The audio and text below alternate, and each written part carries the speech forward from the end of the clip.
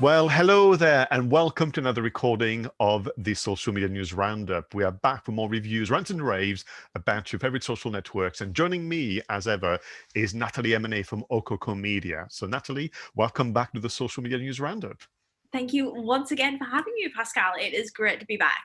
Thank you very much. So, yes, as I mentioned a moment ago, this is what we do regularly throughout the year. We have our kind of recaps on what's been changing, but every year without fail, in and around that time, we do a big review of the year because changes, particularly this year, have been quite frequent. And sometimes they've been delayed. And what has been interesting for the social networks is very much like all of us, they've had their own version of fast tracking their digital transformation and bringing forward sometimes features that were meant for the future, and then occasionally canceling things that it promised in 2019. And it's been kind of fascinating. So yeah, Facebook went ahead and did lots to support small businesses, but they are not off the hook with regulators in the US and Europe. Twitter is trying to do their very best to continue to be the go-to news platforms, but they are in a naughty corner when it comes to misinformation. And everybody has been copying TikTok. So, that can't wait to see what we have to say. And let's begin, if you don't mind, with the surprise of the year, which is that in general, what has been happening in terms of the increase in take-up, because of course people have been spending more time online because of the pandemic, but the winners have been the messaging services, not the social networks as we would understand them. So can we begin perhaps with one of the winners, which is Instagram? Yes, absolutely. And Instagram actually celebrated their 10th birthday this year. So, Wow. although 2020 wasn't a particularly great year in a lot of aspects, in terms of actually a social network that came out of nowhere in 2010 and has made it 10 years, has been acquired, has grown substantially. So it's been a roller coaster for them, but really nice to see them celebrating that anniversary and a bit of a milestone.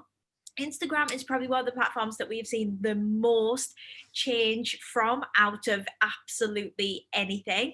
And it's an interesting dynamic platform, which means that it is not beyond criticism of its users, and often it brings in updates that people aren't particularly happy with.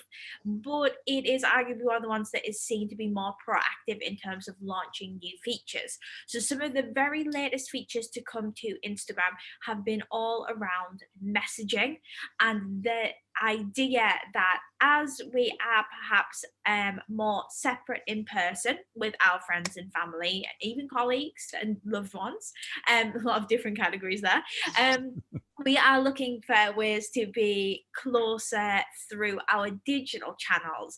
And Instagram, as part of the Facebook family, has put a lot of effort and resource into its messaging facilities to ensure a smoother messaging experience, but also to make it a little bit more fun and a bit more dynamic, and importantly, for their PR safer for all users. So Instagram is often a network that when it sort of hits the headlines, it's very much about negative user experience and the idea that extensive uses of something like Instagram that is filter based, a very heavily edited version of reality, can actually have a negative impact on people's mental health.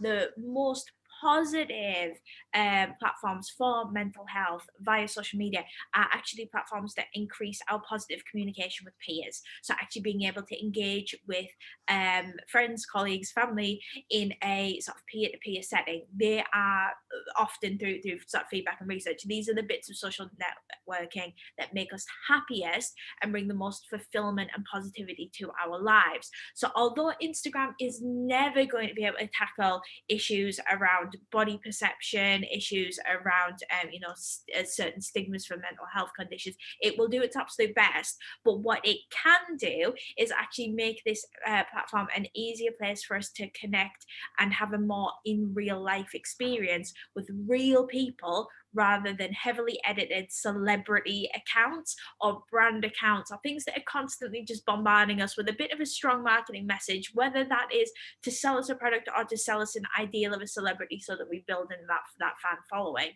So actually we've seen Insta move towards the, hey, let's not just look at stuff, let's have a really positive conversation and have a little bit of fun on the platform. So it's nice to see that shift in messaging. And I know anecdotally, I don't mind telling you, because I know you guys all keep it secret, I'm 31.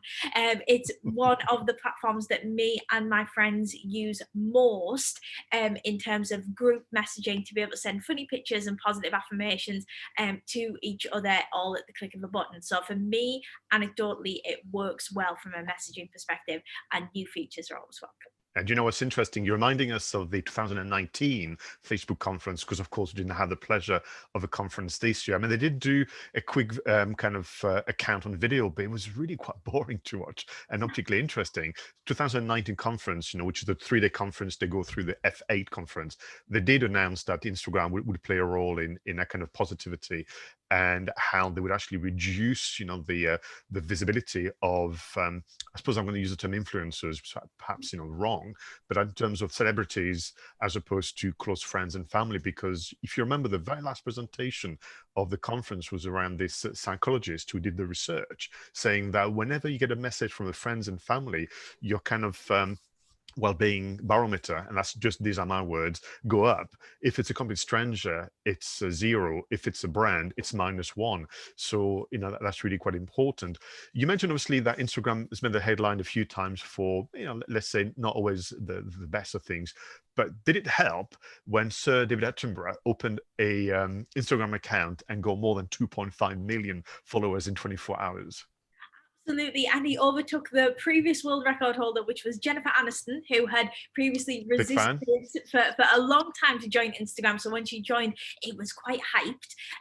But yes, it was amazing to see David Attenborough join, because he's, certainly he's a figure that a lot of us have grown up with from the nature documentary sort of voiceover perspective, and the sort of, I guess, the old institutional film and TV industry within Britain. He's very British. He's a bit of a national treasure. So a lot of us have kind of grown up with that perception. But I think over the certainly the more recent years, and actually his work on climate change and plastics and oceans and what we can all do to actually make a difference, that message in itself brought to Instagram is very, very empowering, because it reminds us that actually as individuals we can make a difference to the world around us, which is a really awesome thing to be able to think and to be able to perceive. And arguably we need a little bit more empowerment on Instagram through public figures that help us do really positive things, or help educate and show the way, and shine lights on issues that are really, really important. Whereas on Insta, sometimes it's a little bit too difficult to sort of, see past the brands and the latest commercials. Yeah, and you know what's interesting? I mean, this guy is like the king of personal branding without realizing, currently I did a quick check in preparation for today, and the number of followers is 6.2 million followers on the Instagram account. Now, clearly, he doesn't contribute daily, his team behind it, but what they do is great. In terms of the changes to Instagram, let me remind us of, I think, in the order in which they happened. So I think we had Reels first, which is kind of a copy of TikTok, but you'll tell me more. Then we had the introduction of shops, or elements from Facebook shops into Instagram. Then messaging, as I mentioned a moment ago, is improving. So they introduced vanish mode, which is kind of interesting. So again, is it a bit of a Snapchat type things? I don't know. You had obviously all the different kind of AR stuff, but also watch together. So Facebook are still trying to get people to watch video content together. And I must confess, I've tried several times to get my friends to watch The Mandalorian with me. It's impossible to get the diaries to match. But these have been the changes to Instagram. Is there anything else that they've done this year? And what is your reaction to those changes? Yeah, so it's been interesting to see those kind of come together. For us, Reels has really been the sort of the feature that's caused most questions in a lot of people. it's typical of Facebook to look to either acquire or replicate in order to win, because you and I will remember very, very vividly, Pascal, the previous Snapchat versus Instagram, which was going to get the predominant user base. And for a long time, a lot of people thought that Snapchat would be the more dominant network. But actually, if you look at global usage statistics today, we can see that Instagram won the battle, and then a little bit as well. So it's interesting to see Facebook feel so threatened by TikTok. TikTok is a video platform. It is based around the idea of sharing very short form video content, usually based around content that's more fun or very snippety and educational, or on the idea of challenges. So brands or individuals can start challenges that either involve a certain piece of music that you then have to do your TikTok to. It could be a dance routine, it could be a certain task or activity. So it's very, very fun and very, very immersive. And very, very human as well, because the whole idea of this sort of short form video content is it is by and large a person doing something on the platform. So we see sort of TikTok as having an appeal for a younger demographic. I know certainly if you are 15, 16, 17 years old right now, TikTok is probably super popular and a super big thing. But it's hard for brands to leverage. So because of a lot of brands will already have some form of Instagram following, we have seen them try out essentially what is TikTok under the guise of Reels. And the results are at best, let's say, mixed. But it's really about sort of understanding what marketing message they're bringing to the table. And I think a lot of this, when we talk about small business owners, yes, it might be really, really fun to do a little dance routine, but if that is going on your business Instagram account, is that really what your audience are expecting to see from you? And just sort of managing that expectation. And as my mum would say, just because everyone else is doing it, it doesn't mean that you have to. So it's about getting that balance right. There's certainly opportunity to create really short form fun video content, and if your audience are going to expect that from you as a brand, you absolutely can be using those features to tick that box. If they are not expecting it for you, perhaps you are their accountant and they may not want to see you do the Macarena, for example. You probably best erring on the side of caution and thinking, you know what, that's just not for me. I'm going to create a nice infographic in perfect Instagram dimensions and post that instead. So just because it's there doesn't mean that you need to use it. But if you do want to have a little bit more of a fun and irreverent take for your brand, and that will fit with your audience perception, then Reels on Instagram is a great way to do that, because you don't have to start fresh with TikTok, where you have zero following as a new brand going to the platform. And it is largely a younger audience base of 15, 16, 17-year-olds. So you don't have to worry about carving out a niche there. You can simply add that on as a complementary part of your Instagram strategy. We also see people confuse it a lot with stories, the idea of short form video content that is designed to take users sort of behind the scenes and give a glimpse or a human edge. Reels are really more fun for the sake of fun, whereas stories are a great way to create a human element, but actually that can be more specific to you and your business, and just making that work for you in terms of those are going to disappear after 24 hours unless you save them. So again, the idea, which has been a key trend for 2020, has been disposable social messaging, which arguably, again, if we look back, you can see the roots of that in Snapchat, which used to be disappearing messages, sparked a lot of privacy concerns, and here we are further down the line. But the idea that you can send someone something that expires, nothing that goes on the internet is ever truly disposable, because it can be recorded and it can be screenshot. So you've always got to remember that, and what is acceptable one day might not be acceptable the following day, depending on global events that you have absolutely no control over. So it's well worth sort of having that consideration in place. But for brands that are keen to do the human sensible side stories, and for those that are keen to do the really fun kind of element, Reels is generally your by and large split with that. Thank you very much. For those of you just joining us, joining this live recording just now, let me remind you that Natalie and I are just having a big review of the changes that have happened on the social networks this year. This is part one. Then we're going to go for a comfort break, and we'll be back in part two for the 2021 strategies as recommended by Natalie Eminae. So we began with Instagram. So let's stick with the Facebook ecosystem and move on to Facebook and maybe talk about Messenger and WhatsApp. But just as a reminder, Instagram has been a winner this year in terms of people spending more time online. We are now reaching over 27 million users in the UK, which sounds a lot, but actually in the world, this platform has over 1 billion users.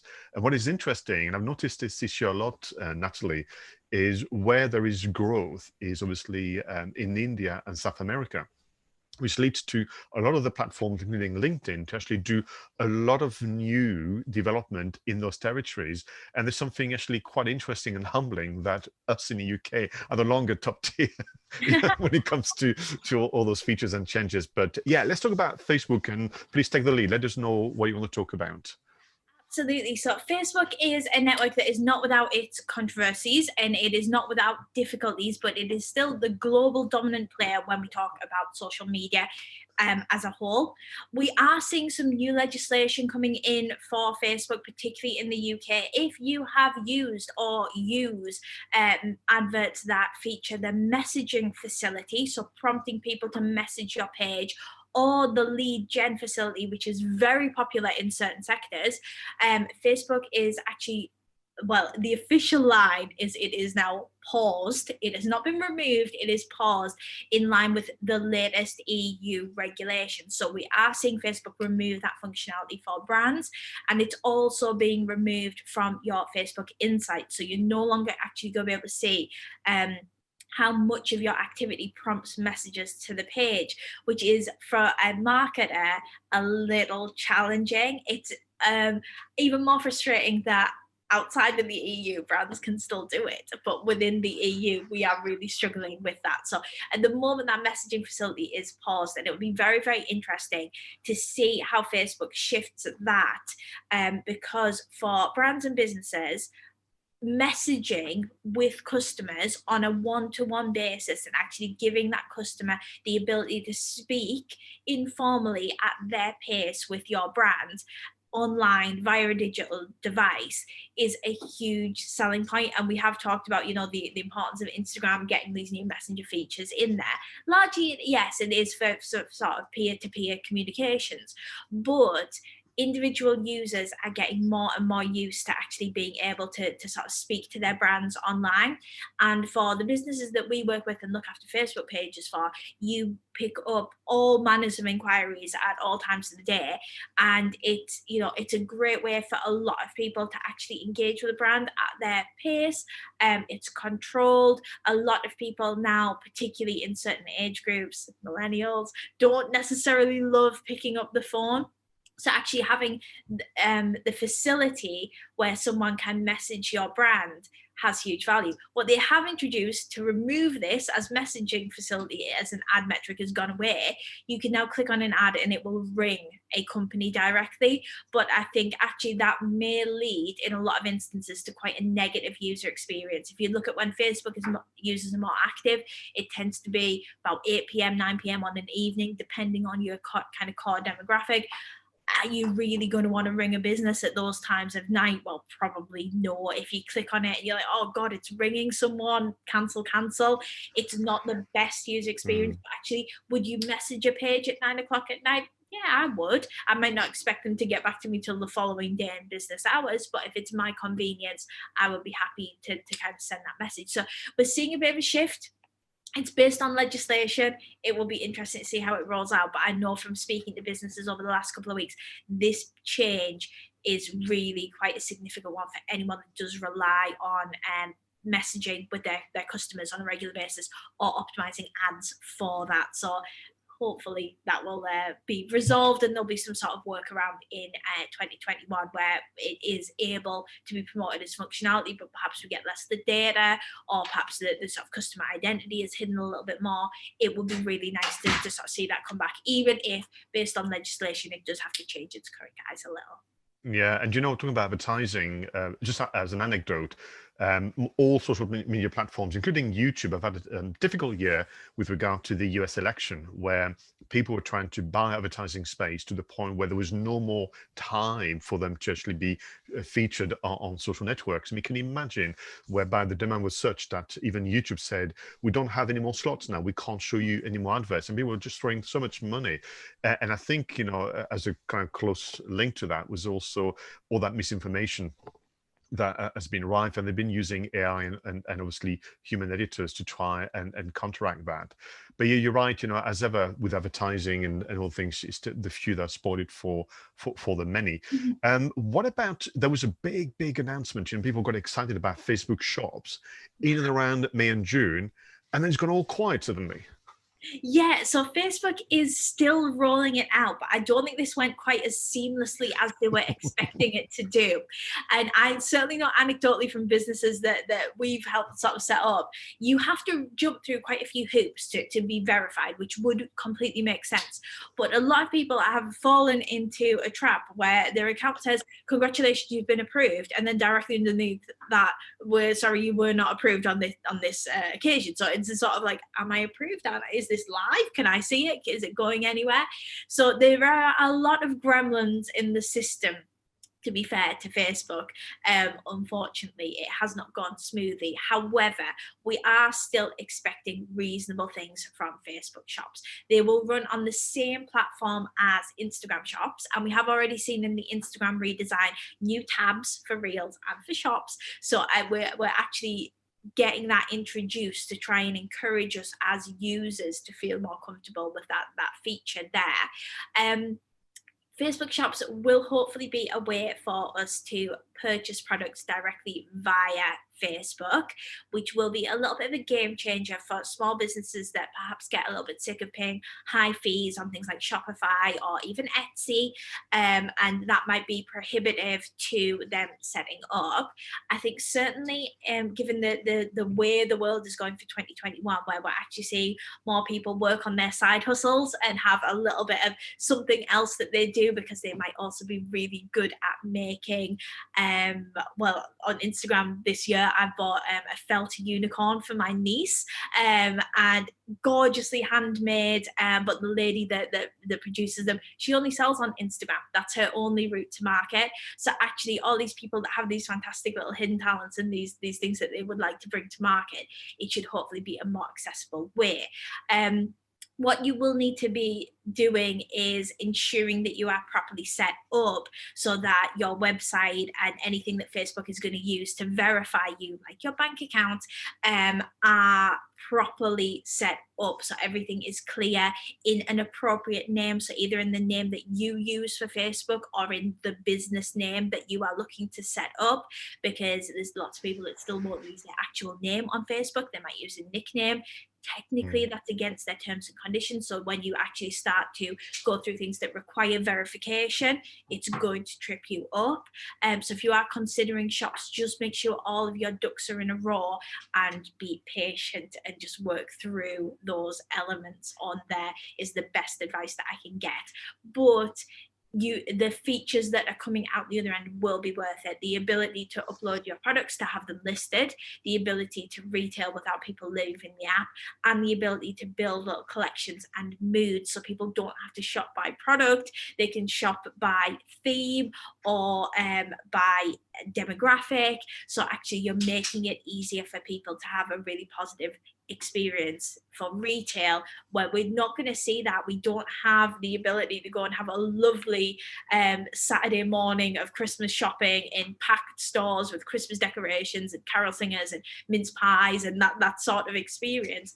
It's completely gone for this year. So actually being more proactive about building a positive digital shopping experience for your customers, doing the groundwork now. So while that may not go seamlessly this side of Christmas, next year you've got the right foundation in place, will be an absolute game changer for a lot of small business brands. Super. And you know what's been interesting as well is that kind of they've all done it, you know, all the platforms where that kind of retail mentality is present, this buy local, think more independent, and so on and so forth. I mean, strangely, even Amazon, I've seen in France, they are encouraging people to try and seek out, you know, the more independent kind of products within their range.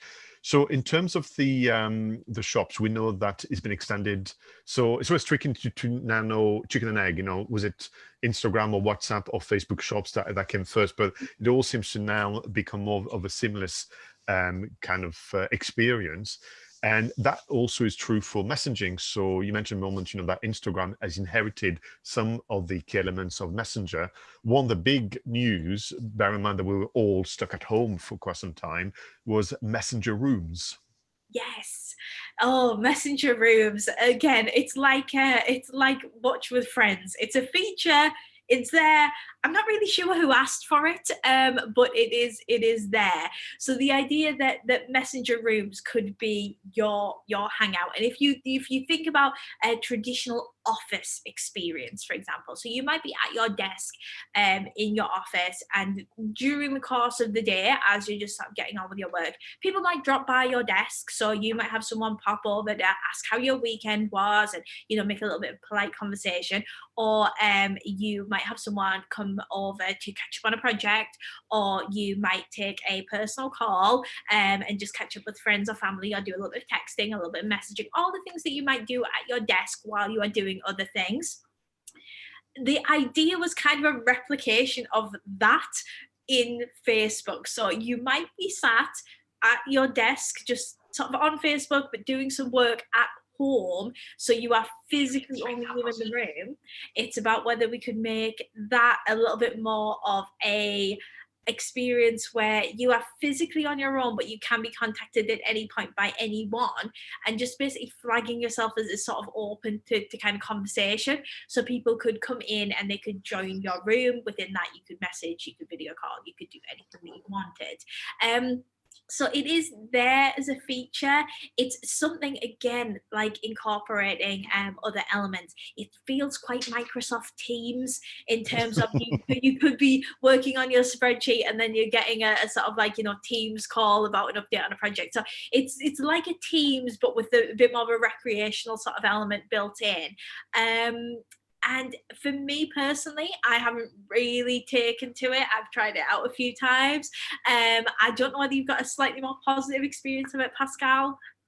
No, because the only time I used it was with the family, and it was a nightmare. We were talking at the same time, and but it was fun. I mean, because when you are the organizer, the host, you can keep adding people. And what I will say is that the video and audio quality is far, far better than a normal video messenger call. So that's kind of intrigued me. So sometimes you may be better off actually using a room for just you and another, because for some reason I have found the audio and video to be of just better and therefore more enjoyable. But because of the group situation, it's almost like a precursor of the virtual Christmas dinner. Everybody's just talking, cutting each other off, and so on.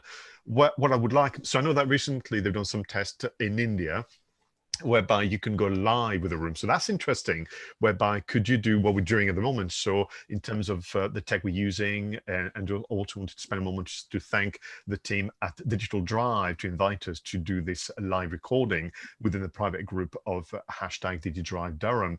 And thank you for the viewers and listeners. I can see your name as I'm checking my phone every so often. But in terms of the rooms, if you were to organize it as so let's talk business, a panel, a how-to, a behind the scenes, a team, and you could go live to your audience, I'm interested, but I want it to be recorded. And at this moment in time, we can't record a room session, so to speak, which I think really in the spirit of content marketing is a big miss for me. Yeah, that makes complete sense. I know within rooms they have, for a business sort of setting, they have tried to think about things that people might need. So the ability to add someone in. So if you were doing a panel and someone wanted to ask a question, they could join via video link to ask their question, to then sort of be removed and then have the next person ask the question via video link. So lots of little cool features like that.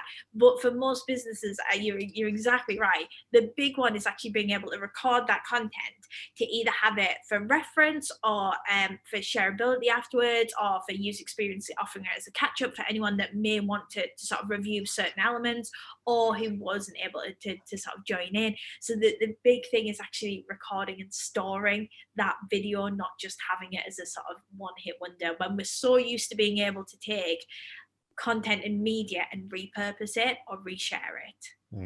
So I'm just looking at the notes from our previous sessions, Natalie. So things we mentioned, obviously, that Facebook still wants to be a destination for watching videos with your friends and colleagues. So the Facebook Watch is still kind of being pushed. They are also still busy in the gaming environment. So they recently, in time for Christmas, released a brand new VR headset. I'm still looking for the strong business case from a marketing point of view. I know that VR is doing extremely well in education, training, and the likes. Facebook News, that was announced as a separate channel, has been released in India. So I'm delighted for them. But again, because of that population, that's going to be a wonderful way for them to pressure test. But the reason I'm saying this is because Facebook News was announced in 2018 during the F8 conference, saying we're going to have a separate entity where you can access the news and so on. So we shall see. But the one I wanted to ask you about is, are there been any changes to WhatsApp that we should be aware of? Yes, so WhatsApp is, again, it was an independent product and it has been acquired by the Facebook family. That's if I'm not sure if family is the right word. Their founder and Facebook parted company last year with issues and concerns around the end-to-end encryption, which was a really big, I guess it was a USP of WhatsApp when it first launched, and was obviously a very important feature when the guys had initially been putting that platform together. So within WhatsApp, we are seeing more integration of WhatsApp into other messaging within the Facebook family. So this is Facebook's idea that messaging across Facebook products like Instagram, like WhatsApp, like Facebook, like Messenger should be more of a seamless experience, and should make it easier for people to communicate via a Facebook product as an entity rather than via these individual channels, making it easier for us all to communicate with one another, which is nice, or in theory. And the official sort of like boxing up and bow on this that they're referring to is to create a more fun, dynamic and integrated way to hang out with your favorite people. And isn't that a lovely way of saying things? But actually the concerns with WhatsApp are around privacy and this end-to-end encryption service. So Facebook is working really hard to integrate WhatsApp pickup into other platforms. So you might be able to have your WhatsApp messages that come in via Facebook. Now, what that means is that these will not be end-to-end encrypted. They're WhatsApp to WhatsApp encrypted, and then when they go WhatsApp to Facebook, the encryption is lost. So for anyone that is very, very keen on their privacy online, that's probably not going to be ticking the right boxes, but they're hoping that they can make that up with functionality and giving us a few more features to sweeten the deal, essentially. So for WhatsApp, we have got these disappearing messages. So you can basically have conversations where the messages will automatically disappear. You've got to switch it on. It won't automatically apply itself, and the other person in the conversation will obviously have to kind of consent to that. They will get a notification to say that you have switched that on, and then messages will be disappearing. So it's I can kind of see the appeal of the feature, because it does make it quite Snapchat in terms of you can send messages that are then going to sort of clear themselves out. It does make it a little bit more blurred, and I think certainly for slightly more vulnerable user groups, whether that's people that are a little bit younger or whether that's people that are a little bit less tech savvy, actually it is almost one of those red herrings where you feel like the messages are disappearing, but in reality anything can be screenshot, anything can be saved online. So it's a little bit of a not quite a feature. I'm not quite sure. What would your take be on it, Pascal? I think for me, it's back to, user case. So, if you are a business and you're using WhatsApp to engage with your audience, and really the information is business related at all times, then yeah, I'm quite relaxed about it. When you start to move into, for example, as you mentioned, groups, charities, and others supporting our networks who are using it, where they are actually offering this element of being confidential and anonymity, then yeah, it's tricky when literally the headlines are nowhere near as good as the details would suggest. So it's a tricky one, but I know that with the regulators on their case in the US and the EU, that's something that's going to come back, and we may see some vast improvement for all of us. Absolutely, and it's so interesting to see where the networks want to go and how that's actually being counted. I think only over more recent years have we really seen any level of regulation pushback on these platforms. So it's an interesting added dynamic for them to battle with. So WhatsApp, although we haven't got new features exactly on these areas, it has announced some investment on shopping via WhatsApp. So actually being able to retail, which will probably be a variation of Instagram and Facebook shops if they ever clear out those issues. That would be nice. But we do also have WhatsApp for Business as as basically as an existing service. So if you are already using WhatsApp for Business, hopefully shops will be a slightly easier plugin for you guys when that comes. This hosting via Facebook is a hot topic for next year as to how everything starts to integrate and make that a little bit clearer. It's something that Facebook is talking about in terms of Instagram, it's talking about in terms of WhatsApp, it's talking about in terms of Messenger, it's talking about in terms of Facebook, but actually we haven't got a clear dynamic of this is exactly what it's going to look like yet. So I think they either haven't figured it out themselves entirely or the world's just not ready for that level of news, but we'll find out in due course, as with all things. And also working around business services. So actually going to have a little bit more of paid features, which is something that they have shied away from. So in terms of Facebook services and things that we can basically buy as a business and use via Instagram, via Facebook, via Messenger, it tends to be we are basically paying for audience attention. So you can run ads and we pay for ads to reach audiences. This will be a new venture for Facebook and is not dissimilar to things that other platforms either already do or also looking into, but around the idea of if you want to use certain features in a certain way, you can, but your business is going to have to pay for them. It will be an added revenue stream for these platforms. There's only one that really does this well at the moment is LinkedIn. But we have seen rumors coming from Twitter camp as well that they are also exploring the idea that businesses can pay a little bit of money and use features that may not be available to mere mortal accounts on the platform. So nothing really there in terms of concrete information, but we are definitely seeing this shift of WhatsApp to be more monetized and to better serve businesses, which is exciting, but still TBC as far as we're concerned on hard facts. Okay, thanks very much for that. Listen, let's carry on, if you don't mind, our review of all the changes that have taken place this year. Very tempted to go onto LinkedIn because you mentioned them, but I want to follow the list that I've got in front of me because we prepared for this, and I want to talk about Twitter. Absolutely. Now, Twitter's been it had an interesting year. Sorry, Natalie. There was promises like all the others. We got excited about audio macro blogging. It was going to be exciting. We got some adverts about using List more. We got adverts about using Twitter as a place of calm and collected information. And we even had a little incident where a journalist did a test about the lack of fact-checking online by putting a tweet out about the return of Woolworths as a shop, and journalists actually covering the story. So they've always, been able to make the headlines for all the wrong reasons again, Twitter. Oh, absolutely. It's one of my personal favorite social networks because it's very much of my era. So it was a big thing when I was first starting my career in social media marketing in 2010. Twitter was a massive platform and played a really important part of marketing strategies for the businesses that I worked with then.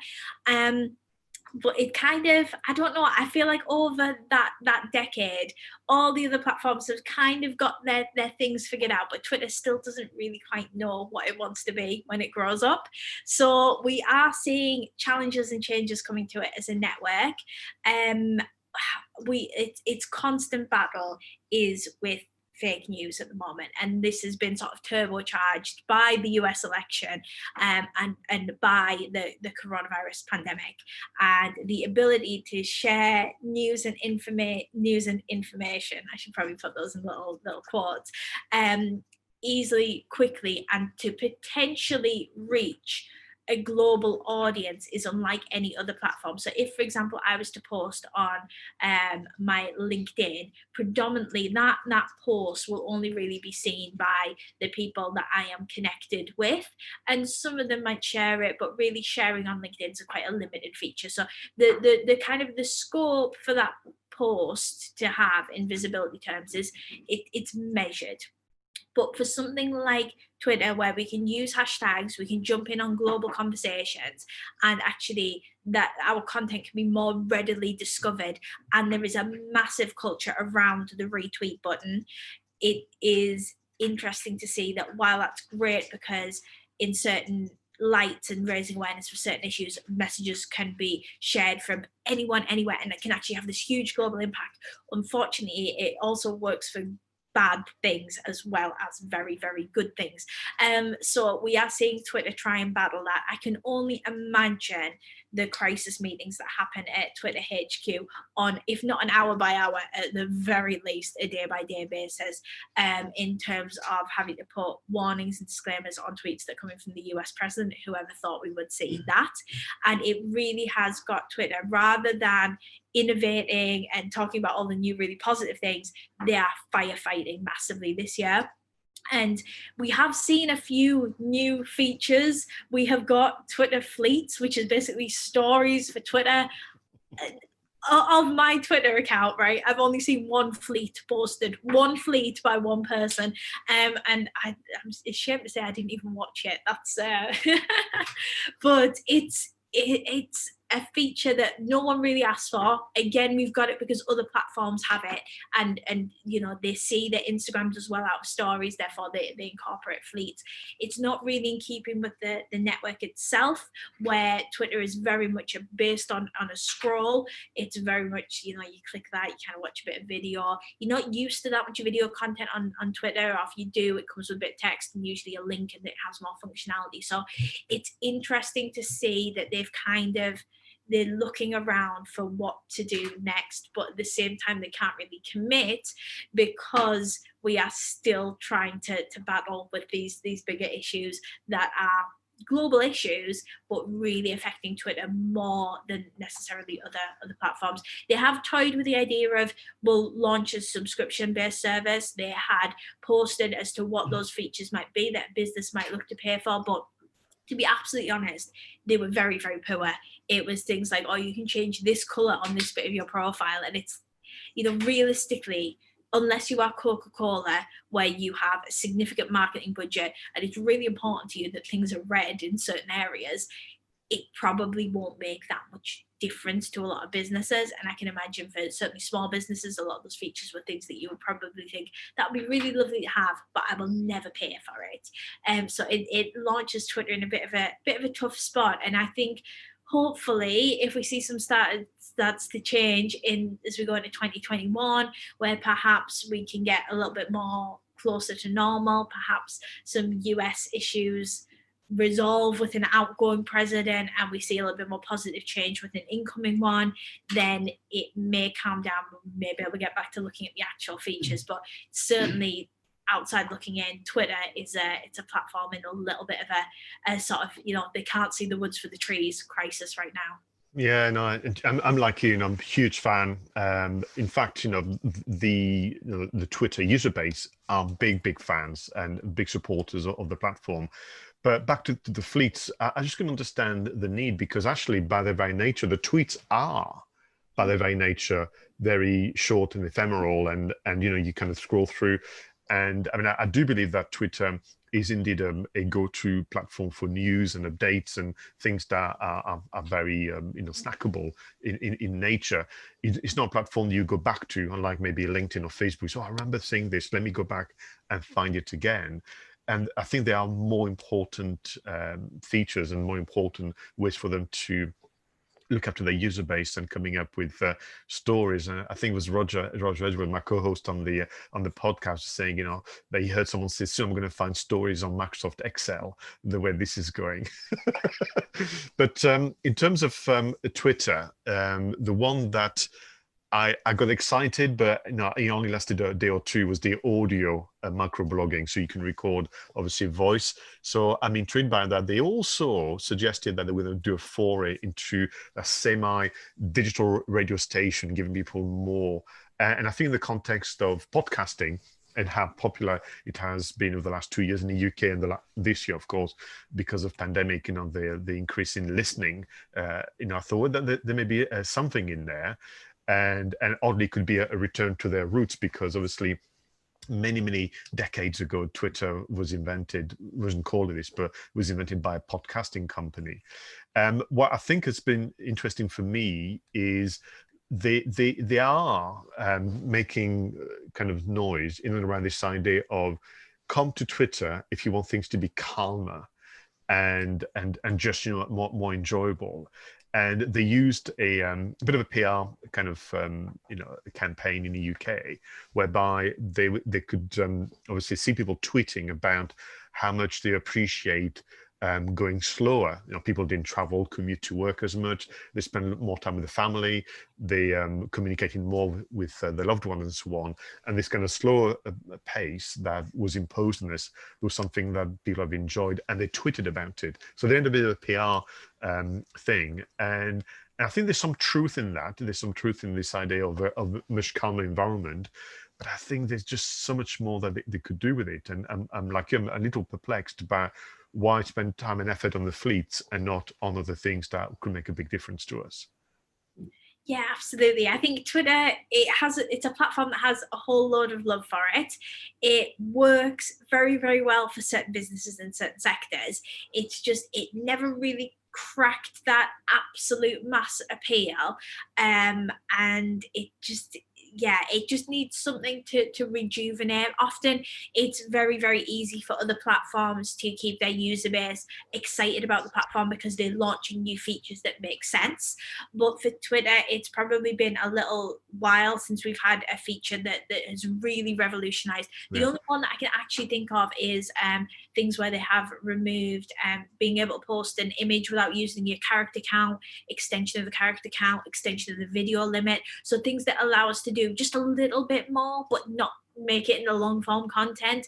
That type of I guess bringing more has positively rewarded the users that have used it. But it just needs something, a little bit of a shot in the arm to kind of really get its audiences super excited about what they can do with it in 2021. Smashing. Well, listen, we're going to wrap up soon our review of 2020 with LinkedIn, but before we do so, Pinterest was mentioned by you and I regularly this year during our kind of monthly social media news roundups. So can we do a quick recap on Pinterest, please? Yeah, absolutely. So Pinterest, it's been quite a big year for Pinterest, and often this is a platform that doesn't really exactly fit within the social media channels that we would typically recap. So it's one that often gets omitted, and it's one that often businesses aren't exactly raring to go on. But for the right business with the right product mix, it can be a phenomenal game changer. But Pinterest topped 400 million active monthly users this year, which is really quite significant, and that's a lot of people right there for the platform. So I almost don't want to say this, Pascal, but they've also launched story pins. So these are stories on Pinterest. So again, it's that sort of short form video content that is disposable, but actually their audiences have somewhat taken to it. They haven't, it hasn't set the world on fire, but we are seeing a steady user base of that. And for businesses that are selling these nice, visually impressive products, particularly if you could retail with part of your product range underneath £40 tends to be the magic number, and you can ship as well, so you can actually physically post that out. Pinterest offers more potential than, for example, if you are a local accountant in the Northeast and you sell fantastic accountancy services, but visually you haven't really got that representation. You can't post it, it's not mobile, it's not a product. So for certain businesses, Pinterest is really, really strong. They have, on reflection of launching those new features, they have launched some new merchant tools, so all around making it easier for businesses to curate. Again, this is also tapping into a trend that we are seeing within the small business community, which is you may make gorgeous felt unicorns, and you may know another small business owner that makes princess dolls that could sit on the fairy unicorn, and you may then notice a woodwork business that makes little wooden stables that the unicorn can live in. So actually collating all of these products that you might not necessarily make, that people would not buy from a competitor instead of buying from you, but actually these products complement one another, and you're able to build these almost miniature collections. If you are a fashion retailer and you sell jewelry, can you find someone that makes sweaters that would look lovely with the jewelry, and actually curate this content and present more of a immersive shopping experience to your audiences? So a little bit like they get to wander around not just your store but your digital department store, and they can have a little look at other things, so you bring more value to your audiences. We're seeing huge trends within Pinterest for that, basically to drive inspiration and sales. So Pinterest, often we talk about that in a pre-purchase journey sense. So we are talking about people that have an idea or a concept, but they haven't committed to a product or a brand, and actually giving them that education and giving them that really positive user journey on there. So as we've seen the decline of people being able to go out and shop in standard retail settings and be inspired by things that are physically around them, we are seeing a rise of Pinterest offering digital things around you, and certainly based on, I know it's something that you and I have talked about a lot, the positivity of Pinterest, so actually using the types of things that people are pinning as a barometer of where everyone's feeling, and understanding your individual customer base and who's feeling concerned right now, who's dealing with the essentials right now, and who's actually in that positive stage that wants to sort of grow and develop, and understanding where your audience mix is and what content you can really provide with them that's going to make the difference to where they are right now, making them feel better today and making them feel better tomorrow. You know, what's interesting about Pinterest is one of those platforms just kept going, just, literally nose to the grindstone, just doing what they do best, and didn't really make the headlines very often. I mean, I think we had to seek out the news ourselves, for our social media news roundup. But I think that they just know how to look after their community. And I like, for example, Twitter a moment ago, they just find their space and they just, head down, making it work for them. Right. Time is almost against us. So let's talk about LinkedIn. We've had an interesting year. It's almost a year of two halves. On one hand, they're going to tell us that they've got more, users. I think we're reaching just over now the 770 million users around the world. Engagement across posts and everything is up 31%. But also they have to make cutbacks, and because revenue has been up in some parts of LinkedIn, but down on others, in particular recruitment, and they've had to obviously make decisions that businesses make to adapt to changes and make positions redundant, quite a lot of them in the UK. But in general, they worked hard to make it easier for account users to connect and obviously have meaningful conversations with their followers. Yes, absolutely. So I think LinkedIn, in a social media platform sense, is doing a lot to be seen as quite proactive and on the side of the users. So very much responsive to what its user base wants and needs, particularly around brands, but even just down to individual profiles. So we've seen them make lots of relatively small changes that will have made significant differences to some users. So even the addition of the open to work, and being able to tag yourself as open to work and opt in to receive, communications from potential recruiters. Whilst we are seeing less recruiting generally for people who are looking for new positions, particularly prominent with the pandemic, they are making it easier for connections to be made. So we are seeing LinkedIn as really quite proactive. It's unveiled a new design this year, which is, it's based around core elements. They are warmth, just making it softer, readers making it whiter with more open space. It's more intuitive, so what they define that as is less blue, therefore more white. It's simple, therefore more white space and breathing room, and it's inclusive. So actually the ability for fonts to be made a bit bigger and it making it easy to read, which also leads to a bit more white space. So overall, its four elements are resulting in more white space on there to make it look cleaner, and more dynamic. But it's nice to see that accessibility coming in. It's also something that we even get little features with. So if I was uploading an image to a business page, I can actually now include alternative text that gives a description of what that image is to anyone that may be unable to view that image in a sort of traditional take in all the elements sense. It can physically tell them what the image pictures. So moving towards a more accessible platform, we are probably seeing LinkedIn lead the way with that in terms of things that they're actively bringing in and talking about and encouraging brands to do. If you were to upload an image and not put that information in on LinkedIn directly, it will prompt you. It will say, hey, don't you want to fill this out? This is a good thing. So it's actually nice to see that level of proactiveness coming to the platform. We have got LinkedIn stories, of course. So they were a huge deal when they launched, and I had a little play around with them on the first day that I got them, and I haven't used them since. I think there's definitely a place for them. My concern right now is that my LinkedIn connections probably don't want to hear from me every day in a story form, because they're not really that fussed about what I'm doing. But if I was doing something particularly interesting, that would be good story worthy content. The difficulty that they've got is they have launched stories at a time when a lot of us don't have that much to talk about in our day-to-day narrative, because we're not going to that many places, we're not at conferences, we're not having meetings unless they're kind of via Zoom.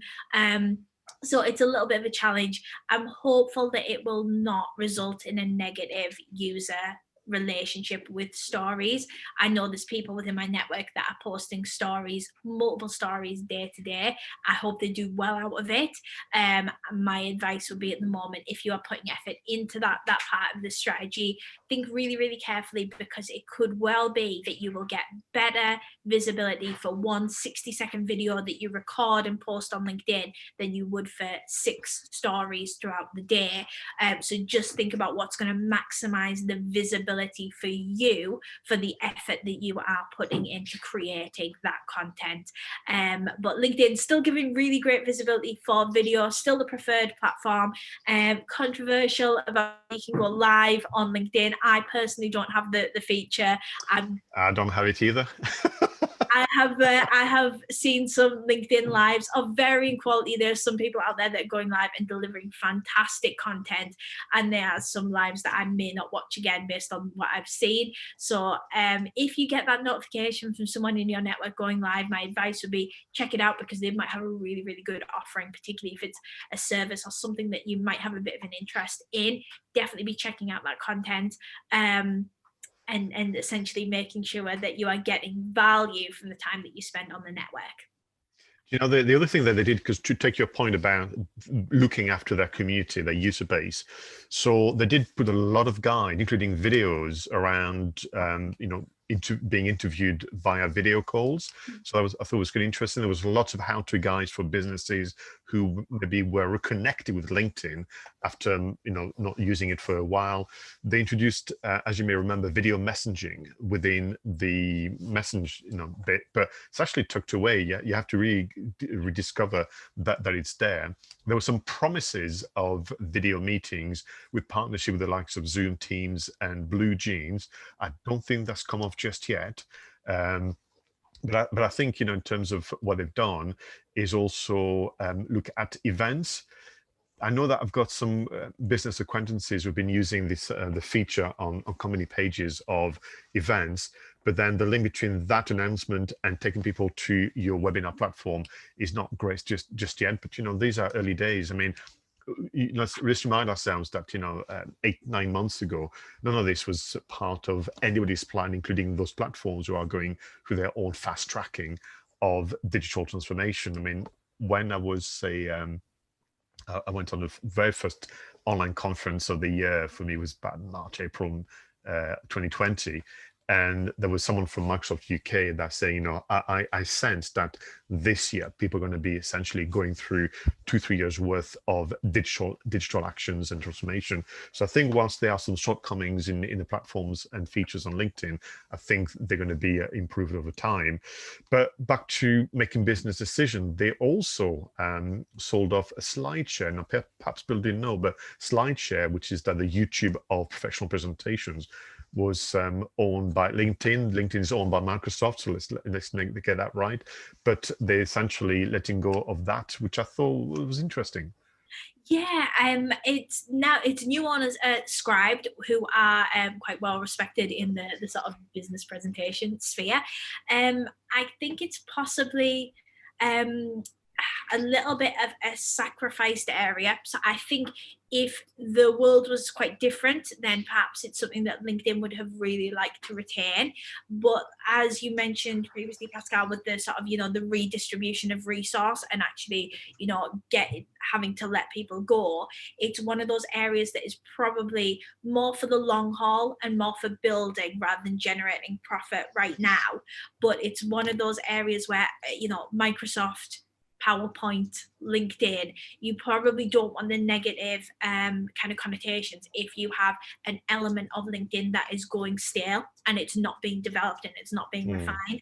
So I think it's probably not an ideal solution for them, but I think actually perhaps putting that out to pasture and giving it a new kind of ownership set that will be able to do more with it and have more resource and focus solely on that may well bring that back as a significantly improved and significantly developed feature, whereas at the moment it's just a little bit sort of clunky and it never really quite took off, even though all of the noise was right. Nothing really kind of came of it. And I think another area that they have kind of traditionally struggled with is development, so personal development like LinkedIn Learning, and like the idea that people will go to LinkedIn as a resource and take LinkedIn supplied resources. We see people engaging more with their peer-to-peer kind of communities and learning than necessarily we do with that really formal, this is here to guide, it's for you to use. So perhaps just as a response to, it's not really taken off as a feature, it probably needs quite a significant level of development to really zhuzh it up to a significant level that it will get people excited about. So sad to see it go, but hopeful that it will come back anew and it will be something a little bit more exciting. No, smashing very much. Wow, we've gone through a lot. So just very, very quickly to close, YouTube still thinking they want to be a social network, and we don't know. And we're still waiting for Google Maps to become a social network, promised in 2017. And I think that all the priorities must have taken obviously place. So can I begin by thanking Umi and the team at Digital Drive Durham for allowing us to try this live recording within the private group. So, and thank you to you, our live and replay listeners and watchers, for taking part in our 2020 review. And finally, Big thank you to Natalie Eminae for doing a big research exercise and reminding us on all the changes and kind of upgrade to the features that could have a bearing on how we choose to market our business using social networks. So this is the end of part one. We're going to have a comfort break and be back in part two to talk to you about strategies for next year. But for now, big thank you again for everybody. And until the next one, go out there and make sure your social networking is better and faster. Bye for now.